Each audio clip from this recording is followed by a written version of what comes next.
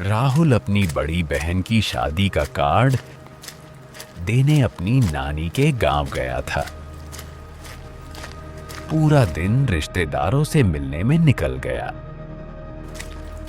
जब वापस लौटने का समय आया तो नानी ने कहा, बेटा रात हो गई है, सुबह चले जाना। लेकिन राहुल बोला, माँ पापा इंतजार कर रहे होंगे, मैं अभी निकल जाता हूँ। रात के करीब 10 बजे राहुल बस से शहर की तरफ निकला। बस ने उसे एक छोटे से रेलवे स्टेशन पर उतार दिया, जहां से उसे ट्रेन पकड़नी थी। स्टेशन बिल्कुल सुनसान था। स्टेशन पर सिर्फ एक बूढ़ा चौकीदार बैठा था।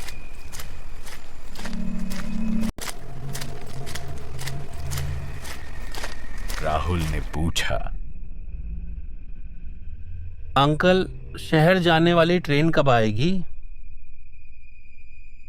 जो भी ट्रेन आए उसमें मत चढ़ना। आखिरी ट्रेन इंसानों के लिए नहीं होती। राहुल हंस पड़ा। उसी समय दूर से ट्रेन की सीटी सुनाई दी।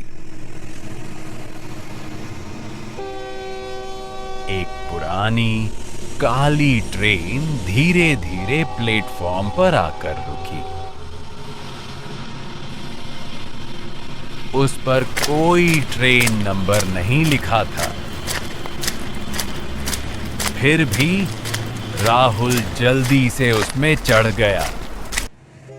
डिब्बे में सिर्फ 5 यात्री बैठे थे। सबके चेहरे नीचे झुके हुए थे। कोई किसी से बात नहीं कर रहा था। राहुल ने एक अंकल से पूछा, ये ट्रेन शहर जाएगी ना? अंकल ने धीरे धीरे सिर उठाया। उनकी आंखें बिल्कुल सफेद थीं। उन्होंने सिर्फ इतना कहा, जहां ये ट्रेन जाती है वहां से कोई वापस नहीं आता।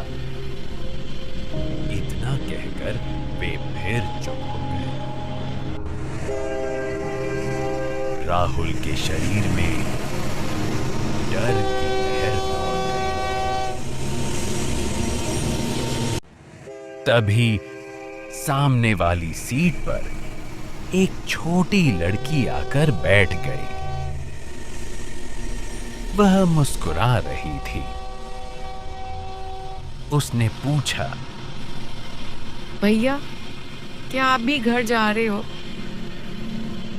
राहुल बोला, हाँ। लड़की धीरे से हंसी और बोली, मैं भी, लेकिन 20 साल से नहीं पहुंच पाई। इतना कहते ही वह अचानक गायब हो गई। राहुल के हाथ पैर कांपने लगे। उसी समय पूरी ट्रेन की लाइट बंद हो गई। अंधेरे में किसी के चलने की आवाज आने लगी।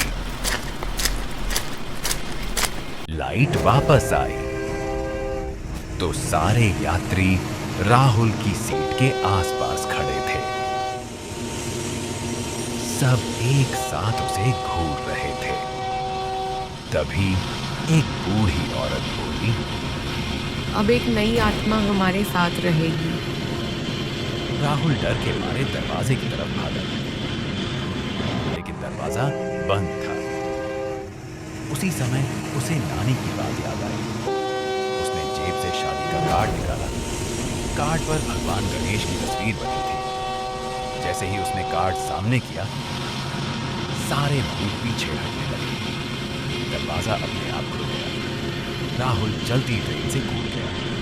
सुबह जब राहुल की आंख खुली तो वह उसी रेलवे स्टेशन के पास पड़ा था। चौकीदार उसके पास खड़ा था। वह बोला, तुम बहुत किस्मत वाले हो। ये वही भूतिया ट्रेन थी जो 20 साल पहले हादसे में गायब हो गई थी। आज तक जो उसमें चढ़ा वापस नहीं आया। राहुल ने राहत की सांस ली, लेकिन तभी उसने अपनी जेब देखी। शादी का कार्ड गायब था और कार्ड के पीछे लिखा था, अगली अमावस्या को हम फिर मिलेंगे।